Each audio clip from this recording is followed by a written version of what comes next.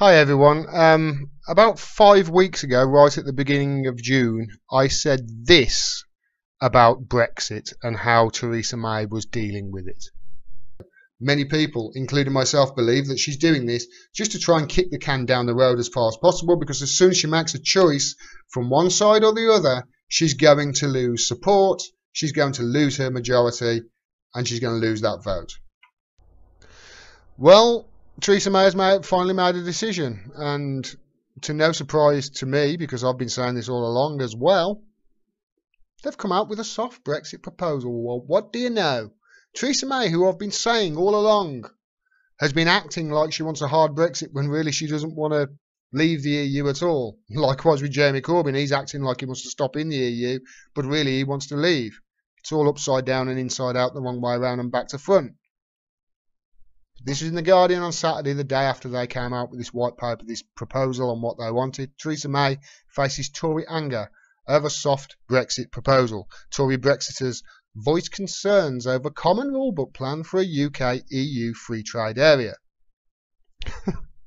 So this is what they've proposed. I'm not going to read the article. It's The Guardian. But this is what they've proposed. They've proposed that, okay, we'll accept the EU laws, which is one of the main reasons why Brexiteers wanted to leave in the first place. We'll keep the free tariff, the access to the free tariff access to the common market, but we just want to end the movement of people. Essentially, that's it. Essentially, what they've said is, okay, everything remains the same, but we stop the free movement of people. For 2 years, the EU have been telling us that this is impossible. For 2 years, Theresa May herself has been saying, you can't have your cake and eat it.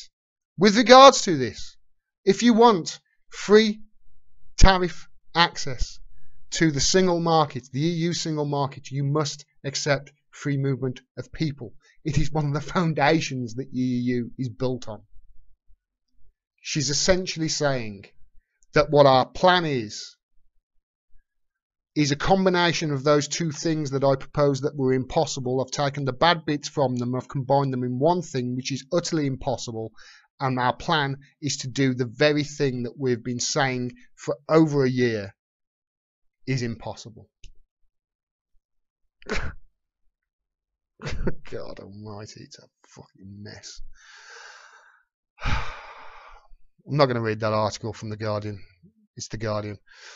I said that she would lose support no matter what she decided there, and now she's decided something, and they've made the point that this is the way they're going forward. She's lost support almost immediately.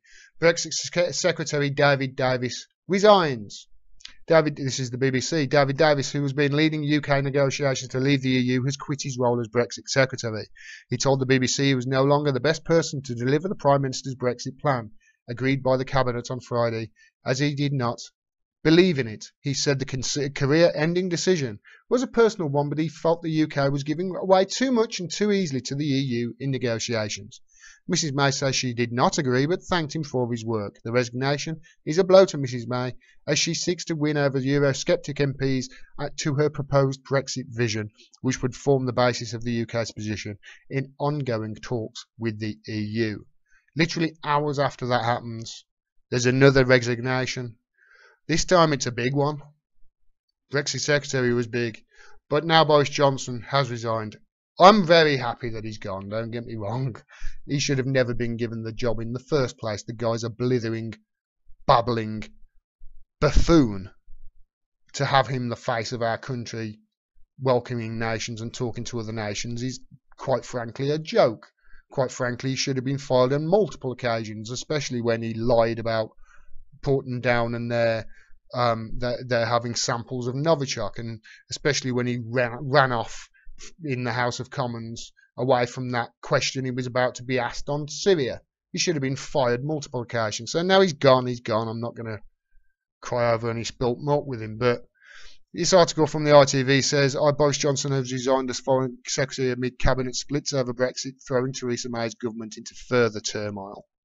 His departure comes just hours after former Brexit Secretary David Davis quit, saying he could not back and deliver the government's plan as he does not believe in. as he does not believe in it. I suppose that's what I'm meant to say. So this is what I said would happen. As soon as she makes a decision, one way or another, she's going to lose support. And now, what she's got to stave off is a vote of no confidence. People say that she will. She might. You know, these Tory rebels are not exactly rebels. They say they're going to do something, but they never do. It's just threatening. They threaten all the time. In the end, they would never follow through with it, because they know if they follow through with it, they're probably going to lose their government, or they get control over the government. And this is the whole problem with Brexit. They're not doing what the government have mandated them to do because they're too worried about losing their own government, and they're just using these issues to paper over the cracks in their own government. It was the same with the marijuana legislation a few weeks ago with those two little boys who couldn't get access to their cannabis oil. This is the same thing. It's just using these things to paper over whatever cracks there are in their own party. It's selfish and it's pathetic, and it's going to lead to their downfall. This is how Britain elects think the government are handling Brexit negotiations. Approval just 29%. And this is also how Britain elects say the polling is with regards to if there was another election today. They say that Labour would get in. If there was another election called, I think that would increase. That's my personal opinion, but I do think it would increase. Jeremy Corbyn is an excellent campaigner, and the Conservatives are in turmoil at the moment. So now we'll see whether my prediction comes true. It's certainly come true that she's losing support today. My next prediction is, and I stand by it, I have to stand by it, would be there would be a vote of no confidence and another general election. Possibly in October, I think I said. We'll see whether that's true. With regards to Brexit, this certainly is going down the path of, it's going down the route that people are laying out that have said we're not going to leave the EU. People who have said, people such as Moon of Alabama, for instance. I'll put this up. They did an article on it this morning, and it's interesting. This is because whenever there's a vote within a country with regards to the EU that's in favour of the EU, such as joining the EU, it's accepted, and they join the EU. But whenever there's a vote, there was the Maastricht Treaty, there was the Nice Treaty, there was the EU Constitution, there was the Lisbon Treaty and the Euro bailout. If those are a no vote, they're either ignored or made to vote again. So this is going down a route, certainly going down a route that the people who think will end up stopping in the EU. It's going down that route. It certainly is. The government are just trying to frustrate things as much as possible, and then they're going to end up scaring the public into stopping in the EU after all. Whether that happens, I don't know. I'm not going to make a prediction of that, but it's a possibility. You certainly can't rule it out. I don't think you can. You can't rule anything out with regards to any of these politicians. They're more worried about themselves, their party, and their own money and their donors' money than they are about what's best for the country.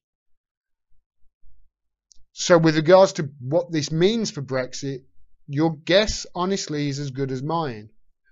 But nobody, in my opinion, in the last 2 years has summed Brexit up better than this guy. Who knows about Brexit? Yeah, quite. No one's got a fucking clue what Brexit is, yeah? You watch Question Time, it's comedy. Were you no clearer when Jeremy Corbyn explained No, I got Labour's the clue. policy? No one knows what it is. It's like this mad riddle that no one knows what it is, right? I think he was absolutely right there with everything. Nobody has a Scooby-Doo what it is. It's like this mythical being that nobody can understand or work out. It's like a riddle. So far I've worked it out. So far I've said no matter which side of the fence she came down on, she's going to lose support, and she has. There's been resignations today. We'll see whether this leads to a vote of no confidence. I certainly hope it does. If you enjoyed this video, please click the bell down there and subscribe so you get a notification of next time I drop a video. Also, I can't do this without your help, so if you can afford it and you enjoy my videos, please support the channel by subscribing to my Patreon. Link is down there. You can do it for as little as $1 a month, and it really does help. If you can't afford it, that's fine. Please share my work and talk to other people about the issues that I bring up. Thanks very much for your support. Until next time, peace and take care.